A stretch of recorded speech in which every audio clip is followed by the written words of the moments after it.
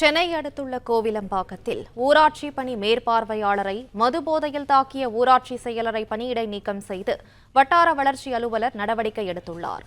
இதுகுறித்த மேலும் விவரங்களை செய்தியாளர் சரவணகுமார் வழங்க கேட்கலாம். சரவணகுமார், வணக்கம். விவரங்களை சொல்லுங்க. சென்னை அடுத்த கோவிலம்பாக்கம் ஊராட்சியில் கடந்த 12ஆம் தேதி உங்களுடன் ஸ்டாலின் திட்டத்தினுடைய முகாம் நடந்து கொண்டிருந்தது. அந்த முகாமிற்கு அப்போது ஆய்வு செய்வதற்காக பரங்கிமலை ஒன்றியத்தினுடைய துணை வட்டார வளர்ச்சி அலுவலர் பிரவீனாவும், மேடவாக்கம் ஊராட்சி பணி மேற்பார்வையாளர் ராஜேஷ் ஆகியோரும் அந்த பகுதிக்கு வந்திருக்காங்க, அந்த முகாமுக்கு வந்திருக்கிறார்கள்.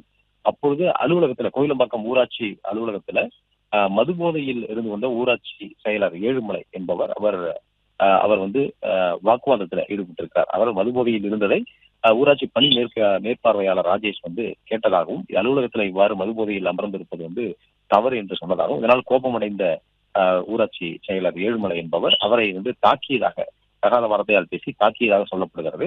இது இந்த வீடியோ பதிவு செய்யப்பட்டு இது சமூக வலைதளங்கள்ல வைரலானது. இது தொடர்பாக விசாரணை நடத்திய நிலையில பரங்கிமலை ஊராட்சி ஒன்றியத்தினுடைய வட்டார வளர்ச்சி அலுவலர் இது குறித்து விசாரணை நடத்தி தற்போது ஊராட்சி செயலர் ஏழுமலையை பணியிடை நீக்கம் செய்து உத்தரவிட்டிருக்கிறார். பிளே ஸ்டோர் மற்றும் ஆப் ஸ்டோரில் இருந்து பாலிமர் செயலியை QR கோடு மூலம் பதிவிறக்கம் செய்யுங்கள். செய்திகளை உடனுக்குடன் பெறுங்கள்.